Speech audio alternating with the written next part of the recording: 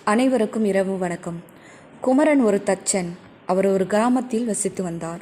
அவரது தாயார் நீண்ட காலத்திற்கு முன்பே இறந்து விடுகிறார்.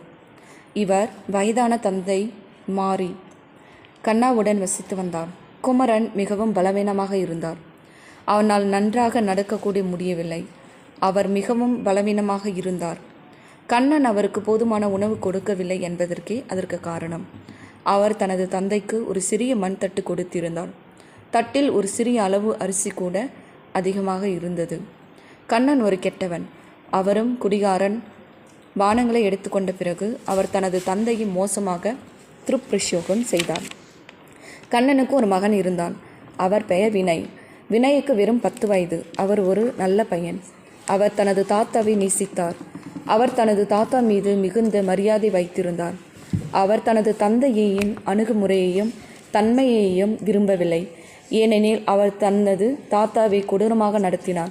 ஒரு நாள் குமரன் தனது மகன் கொடுத்த மண் தட்டிலிருந்து தனது உணவை சாப்பிட்டு கொண்டிருந்தான். மண் தட்டு கீழே விழுந்தது. தட்டு துண்டுகளாக உடைந்தது. உணவும் தரையில் விழுந்தது. கண்ணன் அறையின் மறுமுனையில். நன்றி, வணக்கம்.